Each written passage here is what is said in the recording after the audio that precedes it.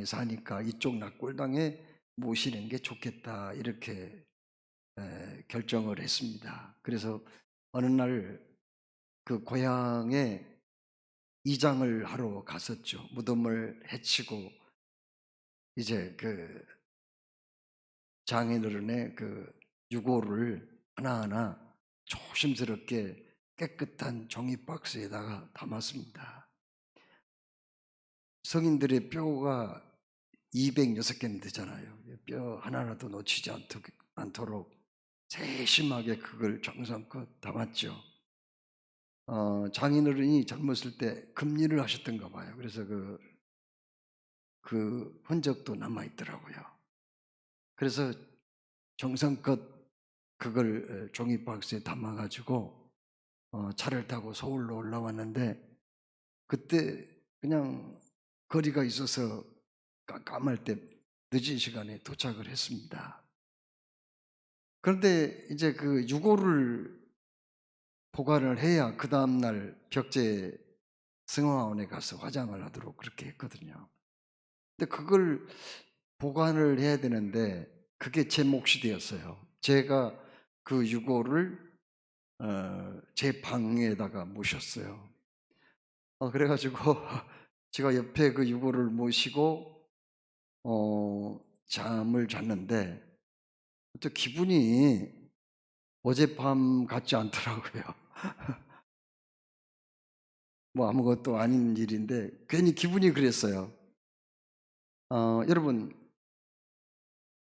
사람이 꽃을 본다든지 아름다운 경치, 그리고 유적지 같은 것은 그냥 구경하기 좋아합니다.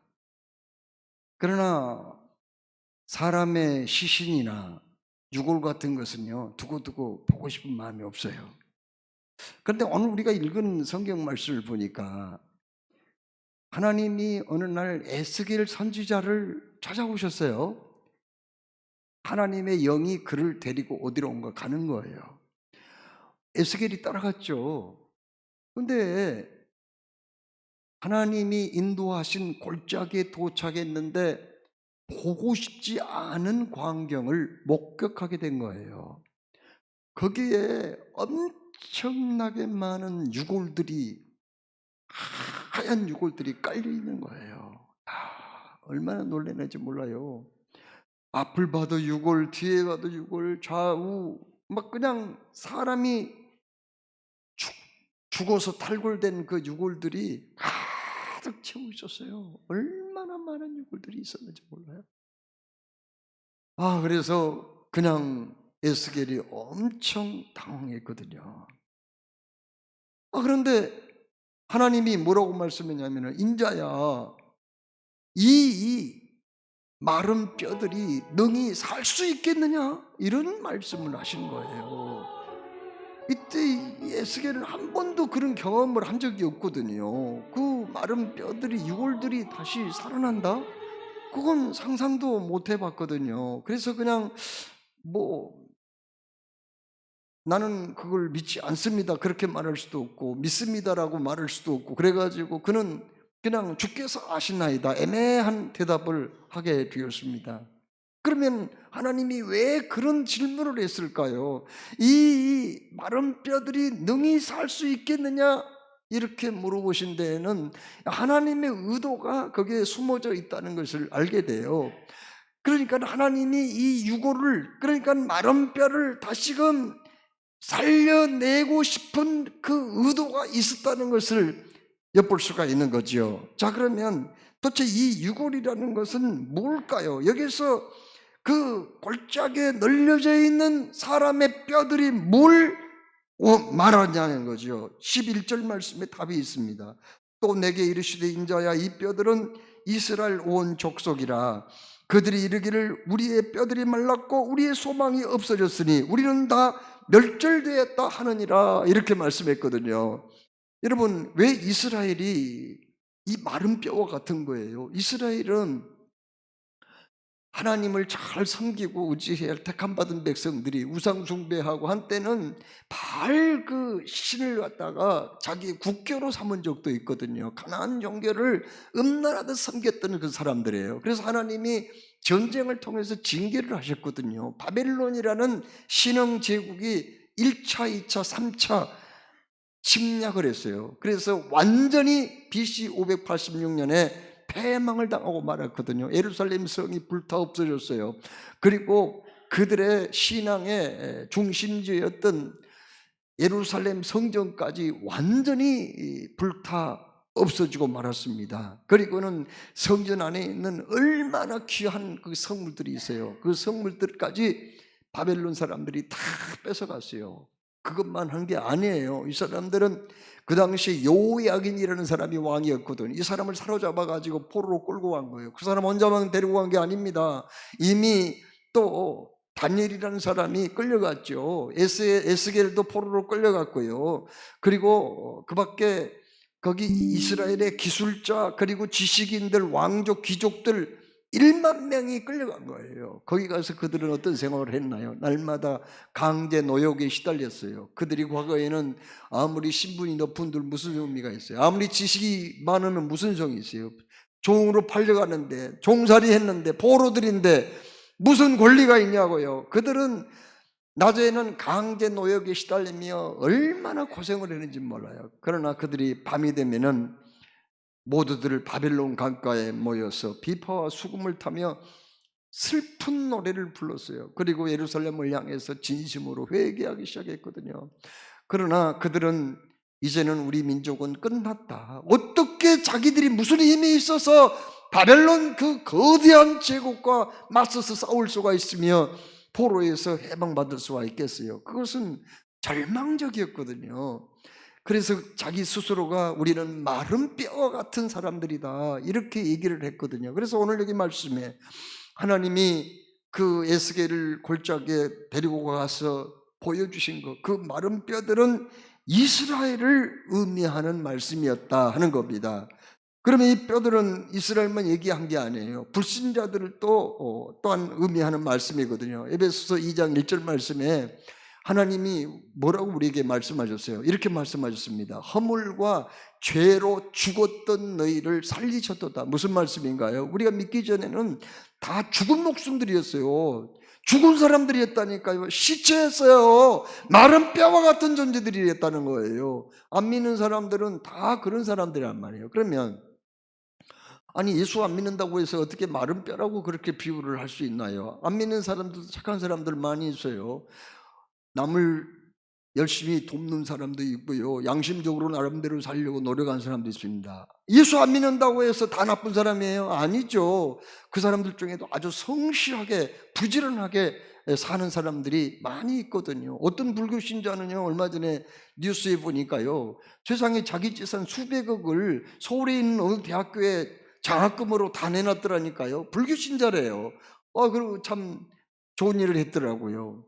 이거 보면은 안 믿는 사람이라고 그래서 다 나쁜 사람은 아니에요. 그런데 왜 여기에서 불신자를 마른 뼈다귀와 같은 백골과 같은 존재로 비유를 할 수가 있냐는 거죠. 여러분, 그것은 다름이 아니라 그들은 죽은 목숨이니까요. 죽은 목숨이라 그래서 무슨 당장에 일도 못하고 밥도 안 먹고 산단 말입니까? 호흡도 안 하고 심장도 뛰지 않고 그렇게 산다는 거예요? 그게 아니에요. 여기에서 죽었다 그 말은 하나님하고 단절이 되었단 말이거든요. 여러분, 나무 가지가 잘라지면은 당장에 죽는 건 아니에요. 그러나 잠시 후에 곧 말릴 수밖에 없잖아요. 안 믿는 사람들은요, 하나님하고 단절된 상태라는 거예요. 아담과 하와가 선악과를 따먹는 날에는 네가 정령 죽으리라고 그랬는데, 아니 선악과 따먹을 때 바로 죽었나요? 안 죽었잖아요. 그건 뭘 말해요? 그것은 너희들이 하나님하고 단절된다는 거죠. 하나님은 영원 전부터 영원까지 계신 분이잖아요. 하나님은 죽음이 없어요. 스스로 계신 분이에요. 그런데 하나님께 붙어 있는 사람은 구원받은 사람, 영생을 얻는 사람이고요. 하나님하고 끊어진 상태는 그 죽은 사람이에요. 믿음이라는 게 뭐예요? 요한복음 15장에 말씀했잖아요. 믿음이라는 건 뭐라요? 붙어있는 거예요. 포도나무 가지가 포도나무에 딱 붙어있는 것처럼 믿음은 붙어있는 거예요. 주님께 붙어있는 거예요. 그래서 주님은 영원한 하나님이시기 때문에 우리가 영생을 얻는 거죠. 안 믿는 사람들은 그래서 죽은 목숨이나 마찬가지라는 것을 알 수 있습니다. 그러면 하나님은 이 마른 뼈와 같은 이스라엘을 그냥 내버려 뒀을까요? 아니죠. 살리기를 원하시지요. 예수 안 믿고 지옥에 갈 사람도 그냥 너 거기 잘 가라 그런 하나님이 아니에요. 어떻게 하든지 살리시려고 애쓰시는 하나님이시죠. 그러면 어떻게 그들을 살리실까요? 첫째로 말씀으로 살리기를 원하신다고 4절에 말씀해요. 4절에 또 내게 이르시되 너는 이 모든 뼈에게 대언하여 이르기를 너희 마른 뼈들아 여호와의 말씀을 들을지어다 이렇게 말씀하거든요. 뼈를 향해서 여호와의 말씀을 들을지어다 이렇게 대언하라고 하나님이 말씀하셨어요. 여러분, 여기 마른 뼈한테 대언한다는 게 말이 돼요? 그 말씀한다는 게요? 제가 어디 공동묘지 가가지고 막 그냥 외치면서 여기 누워있는 사람들 다 들으시오 이렇게 외친다면 그 정신 빠진 사람 아닌가요? 누가 그 길 지나가다가 보면은 저 사람 맛이 갔는갑다, 뭐 무슨 치매라도 걸리는 것 같다 그러지 않겠어요? 그런데 하나님이 어떻게 그런 말을 대언하라고 그랬을까요? 마른 뼈한테 무슨 말을 할 수 있어요? 왜 하나님은 그런 이상한 행동을 강요를 하셨냔 말이다. 5절 6절 말씀에 주 여호와께서 이 뼈들에게 말씀하시기를 내가 생기로 너희에게 돌이키게 하리니 너희가 살리라. 너희 위에 힘줄을 두고 살을 입히고 가죽으로 덮고 너희 속에 생기를 두리니 너희가 살리라. 또 나를 여호와인 줄 알리라 하셨다라. 여러분, 죽은 마른 뼈와 같은 사람들을 살리는 방법은 뭐냐면은 하나님의 말씀을 들려주는 거란 말이에요. 이게 얼마나 중요한지 몰라요. 그렇습니다. 7절 말씀에 이에 내가 명을 조차 대언하니 대언할 때 소리가 나고 움직이더니 이 뼈 저 뼈가 들이맞아서 뼈들이 서로 연락하더라. 뼈들한테 하나님 말씀을 대언할 때요 놀라운 일이 벌어졌어요. 뼈들이 막 그냥 서로 다 연결돼서 다닥다닥다닥 하며 붙는 거예요. 거기다가 햄줄도 생기고요, 살도 차고요, 거기에 피부가 덮여지게 되었어요. 놀라운 일이 벌어지는 거예요. 여러분, 하나님의 말씀은 무엇인가요? 하나님의 말씀은 히브리서 4장 12절에 말씀은 살아있고 활력이 있어 좌우의 날선 어떤 검보다도 예리하여 혼과 및 관절과 골수를 찔러 쪼개기까지 하며 또 마음의 생각과 뜻을 판단하나니 이렇게 말씀했거든요. 여러분,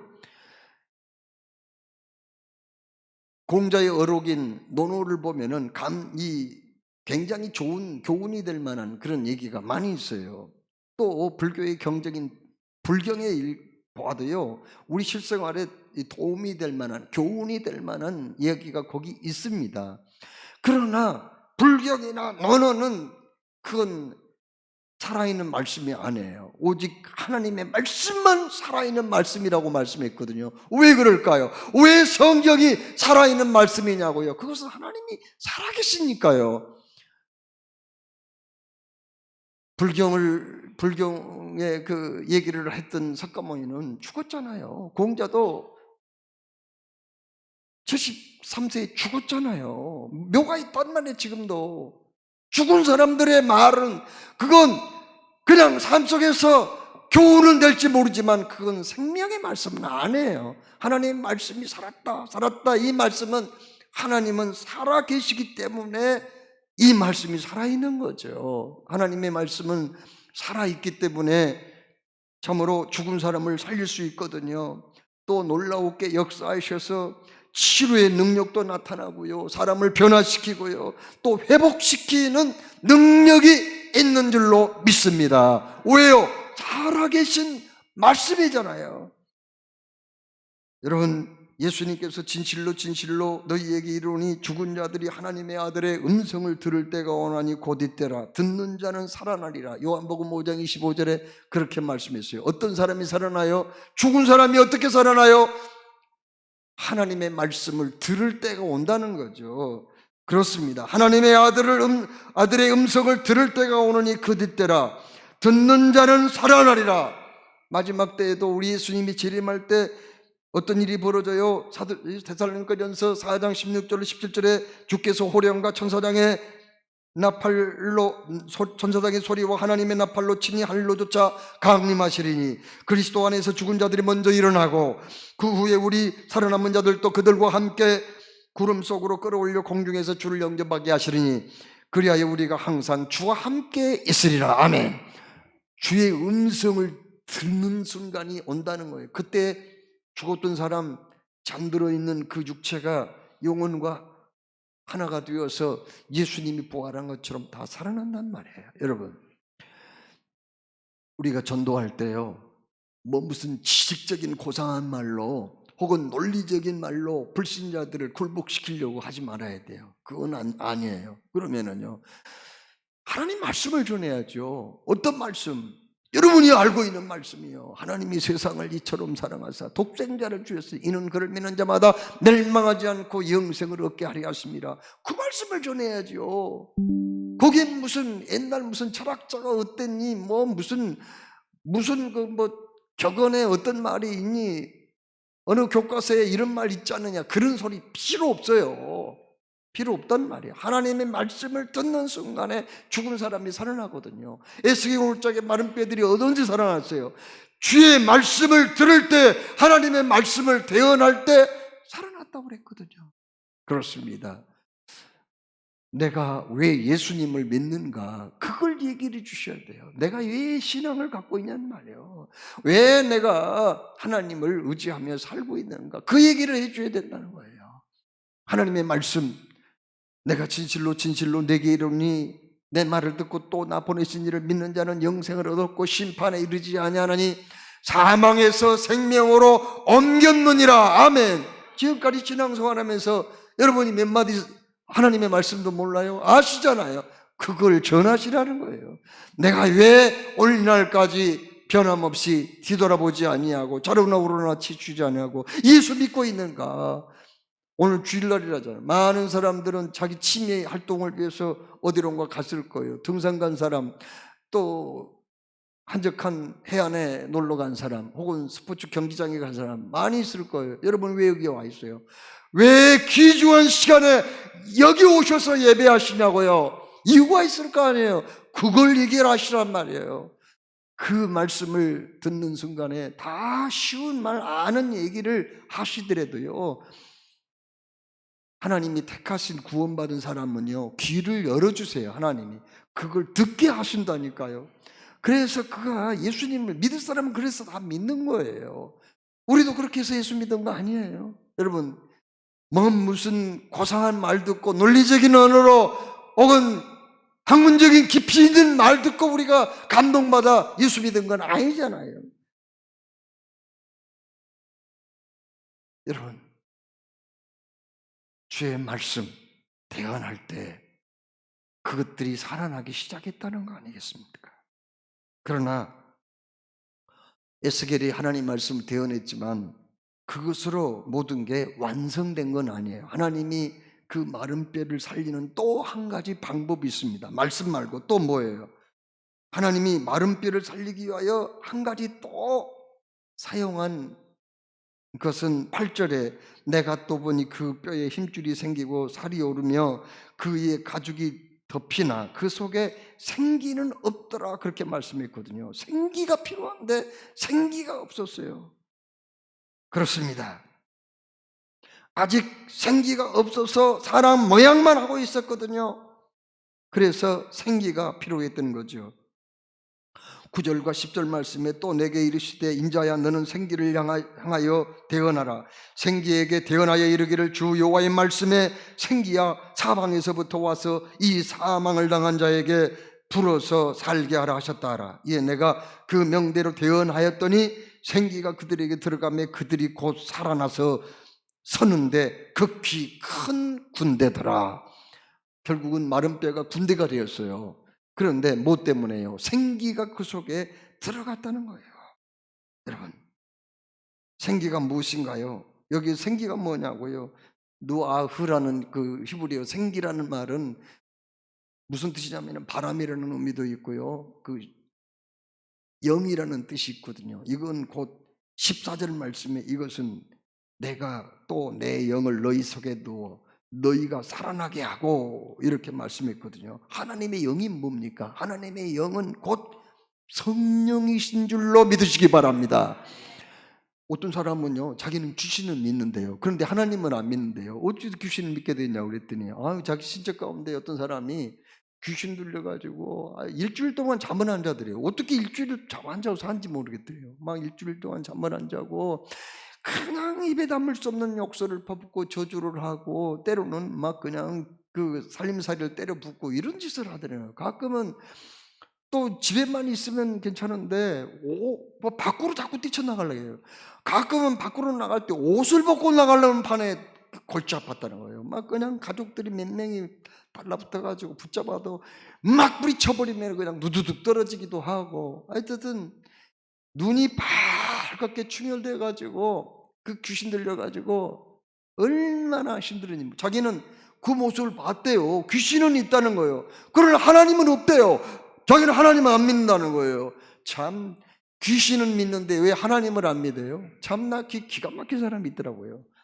여러분, 하나님은요 영이십니다. 그래서 우리 눈에 보이지 않지만 계신 줄로 믿습니다. 하나님이 없다 하는 자, 하나님이 없다는 말도 성경에 있어요. 있기는 시편 14편에 하나님이 없다, 성경에 하나님이 없다는 말이 있어요. 그러나 하나님이 없다는 자는 어리석은 자라고 말씀했어요. 그렇습니다. 하나님은 살아 계신 줄로 믿습니다. 하나님의 영이 곧 성령님이세요.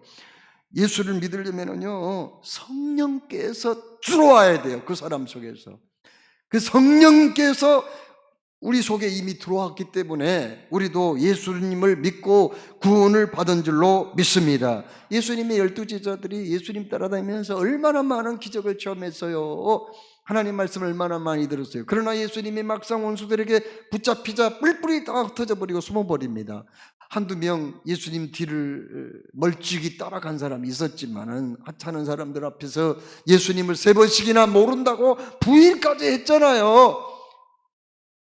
그런데 이 사람들이 언제 변화받았나요? 예수님이 부활 성천하신 후에 그들은 예수님의 약속의 말씀을 붙잡았습니다. 오직 성령이 너희에게 임하시면 너희가 권능을 받고 예루살렘과 온 유대와 사마리아와 땅끝까지 이르러 내 증인이 되리라 하신 말씀대로 너희들은 예루살렘을 떠나지 말고 내가 너희들에게 약속한 성령을 받기까지 기다리라고 그렇게 말씀했거든요. 마가의 다락방에서 10여일 동안 그들은 식음을 전폐하고 하나님께 매달려 기도했죠. 성령님이 그곳에 임재하신 줄로 믿습니다.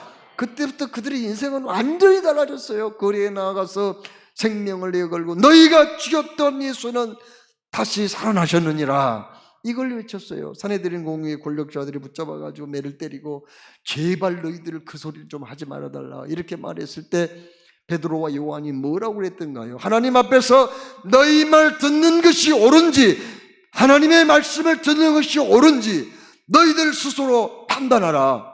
우리는 눈으로 우리가 보고 들은 것을 말하지 아니할 수 없다. 예수님의 12제자들은 거의 대부분 순교를 했어요. 어떤 사람은 칼에 맞아 죽고 어떤 사람은 목이 잘려 죽고 어떤 사람은 불에 태워 죽고 어떤 사람은 목을 끈으로 묶어가지고 시내를 질질 끌려다니다 죽기도 하고요. 베드로는 로마에서 십자가에 매달려 죽었거든요. 사람들이 이 자를 십자가에 못 박아 죽여야 된다고 해가지고 십자가에 못 박으려고 하니까 잠깐 나는 십자가에 매달지 말라. 예수님처럼 어떻게 내가 똑같이 죽을 수가 있겠느냐. 나를 죽이려면 십자가에 거꾸로 매달아 죽여라. 그래가지고 베드로는 십자가에 거꾸로 매달려 죽었습니다. 여러분, 생기 이게 중요하거든요. 우리가 전도할 때 주의 말씀을 전하시라고요. 여러분이 왜 예수 믿는가 그 이유를 얘기를 해주라는 거예요. 전도를 한 그 사람한테 당신이 왜 예수를 꼭 믿어야 되느냐 그 얘기해 주라고요. 몇 마디가 됐든. 그러면서 어떻게 하셔야 돼요? 하나님께 기도해야 돼요. 성령님께 기도해야 된다고. 성령님, 하나님의 신이 들어올 때 마른 뼈가 군대가 됐잖아요. 하나님의 영이 들어올 때 진정한 변화가 왔잖아요. 그러니 내가 하나님 말씀을 전할 때, 복음을 전할 때 성령께서 이 사람 속에 들어와 주십시오. 변화시켜 주십시오. 이렇게 기도할 때 참으로 하나님은 변화시켜 주실 줄로 믿습니다. 예수님을 영접하게 해 주실 줄로 믿습니다. 그러면 오늘 여기 말씀에 말이죠. 왜 하나님은 에스겔을 데리고 가가지고 너는 나의 말을 대언하라 그렇게 말씀해요. 아니 하나님이 지금 어디 계세요? 지금 에스겔 곁에 계시잖아요. 그래야 안 그래요? 에스겔 곁에 있으면서 아니 당신이 그러면 말씀하시면 더 좋을 텐데 왜 자꾸 마른 뼈들을 향해서 대언하라, 생기를 향해서 그렇게 명령하라, 왜 그렇게 자꾸 말씀하시냐고요. 당신이 옆에 계시면서 당신이 말씀하시면 되잖아요. 왜 그랬을까요? 여러분 고린도전서 3장 9절 말씀에 우리는 하나님의 동역자라고 말씀하셨어요. 동역자란 하나님과 같이 일하는 사람들이라 그 말 아닙니까? 하나님은요 창세기 1장 28절에 하나님이 그들에게 복을 주시며 하나님이 그들에게 이르시되 생육하고 번성하며 땅에 충만하라, 땅을 정복하라, 바다의 물고기와 하늘의 새와 땅에 움직이는 모든 생물을 다스리라 이렇게 말씀했거든요. 이건 뭘 말씀해요? 하나님이 천지만물 창조하시고 통치자이시고 다스리시는 분인데 왜 인간에게 생육하고 번성하며 땅에 충만하고 땅을 정복하고 땅을 다스리라 이런 말씀하셨을까요? 그건 다름이 아니라 하나님은 혼자 일하고 얼마든지 당신 혼자서 모든 걸 할 수 있는 전지전능하신 분이지만은 하나님의 일을 위해서는 언제나 우리와 함께 손을 잡고 일하기를 그렇게 기뻐하세요. 그래서 하나님은 성령으로 거듭나게 하고 우리를 구원시키고 직분을 맡기시고 은사를 맡기셔서 일을 하게 하거든요. 그렇습니다. 하나님은 우리와 함께 손을 잡고 위대한 일을 하고 싶으신 그런 분이라는 것을 우리가 알아야 되겠어요. 저는 수년 전에 우리 교회에서 부흥회를 인도한 그 박영문 장로님이라는 분이 우리 교회에 와서 부흥회했는데 그분이 여러 가지 간증을 많이 했는데 간증 중에 잊혀지지 않는 게 있어요. 그건 뭐냐면은 이분이 원래 그 조폭이었어요. 깡패했다고요. 그리고 뭘 했느냐, 인천 항구에서요 밀수하는 사람이 꼭 있대요. 밀수하는 사람이, 어떤 밀수는 그냥 수십억 수백억 대 밀수를 하는 경우도 있다는 거예요. 그러면 그걸 딱 보고는 잡는다는 거예요. 그래가지고 이번에 10억을 나한테 내놔라, 안 그러면 너 고발해가지고 깜빵에서 한 10년 정도 썩게 만든다고 이렇게 겁을 주는 거예요. 그러면은 어쩔 수 없이 협상이 이루어지고 돈을 주는 거예요. 10억 다 하려는 거 뭐 매달 깎아서 7억을 준다든지 뭐 6억을 준다든지 뭐 이런 식으로 협상을 해서 돈을 남의 등쳐 먹고 사는 사람이에요. 못된 짓은 안 해본 게 없대요. 다 했다는 거예요. 감옥도 수없이 들락거리고 그런 짓을 했는데 하나님이요 강권적으로 역사해가지고 그가 천국과 지옥을 경험해요. 꿈을 꿨단 말 아니에요. 뭐 무슨 단순히 무슨 자기 상상의 어떤 공상의 날개를 펴고 그런 걸 경험했다는 거 아니에요. 실제로 천국과 지옥을 경험하고 변화가 되었어요. 그래서 박영문이가 사람 됐단 말 듣고 여기저기서 초청을 해가지고 주일날 이제 간증을 초청을 했대요. 어느 교회 주일날 밤에 간증을 하고 버스를 타고 내려가지고 거기서 얼마 정도 걸어가야 자기 집을 가는데 이제 버스에서 내려가지고 걷다가 그 술집이 있더래요. 그런데 술은 끊었다고 하지만은 끊은 지가 얼마 안 돼. 그런데 얼마나 술을 마시고 싶은지 미칠 것만 같더래요. 그래서 하나님한테 기도했대요. 하나님, 내가 오늘 저녁에 딱 술 한 잔만 먹고 갈게요. 그렇게 좀 봐주십시오. 나 좀 눈 감아 주십시오. 너무 먹고 싶어서 그래요. 그래가지고 술집에 문을 확 여는데 거기 사람들이 꽉 홀에 차 있더래요. 막 왁자지껄 떠들면서 막 그냥 담배를 얼마나 많이 피워대는지 막 그냥 담배 연기가 자욱한데, 그 와중에서 빈자리를 이렇게 찾고 있는데 세상에 놀라운 모습을 보았다는 거예요. 그 순간에 거기 탁자 앞에 앉아서 술 마신 사람들이 모두가 다 뱀이더래요. 뱀. 구렁이가 막 그냥 그 술을 마시고 있더래요. 탁자 앞에서. 너무 놀라 와 하면서 문을 닫고 나왔다는 거예요. 그런데 조금 몇 걸음 또 걸어가는데 전봇대 밑에서 어떤 사람이 왁왁 하면서 오바이트를 하고 있는데 구렁이가요 또아리를 틀고 올라가는 그런 모습을 봤대요. 옆에 봤더니 자전거 타고 간 사람들 중에도요 뱀이 있더라는 거예요. 뱀. 오토바이 타고 가는데 오토바이가 뱀이 오토바이를 타고 가더래요. 이렇게 봐, 시내버스가 지나가잖아요. 시내버스가 지나가는데 시내버스 안에 탄 사람들도 사람도 있는데 거기 뱀이 또 있더래요. 뱀들이 많이 있더래요. 이걸 보고 자기가 깨달았어요. 나도 예수 믿기 전에는 사람이 아니었구나. 그걸 깨달았다는 거예요. 나도 사람이 아니었구나. 자, 여러분, 하나님이 하시는 일 가운데서 가장 중요하고 역점을 두고 있는 일이 뭔지 아세요? 그러면 그건 사람을 살리는 일이에요. 이 사람을 살리는 일을 하나님은 혼자 하신 게 아니라 우리와 함께 이 중요한 일을 하기 원하신 줄로 믿으시기 바랍니다. 주님이 우리를 부르셨거든요. 전도자로요. 사람 살리는 일에 부르셨으니 이 부르심에 응답하여 참으로 이 중요한 일, 귀한 일을 주님과 함께 잘 감당하는 하나님의 동역자들이 다 되시기를 주의 이름으로 축원합니다. 사랑해 주님, 오늘도 말씀 주심을 감사합니다. 주신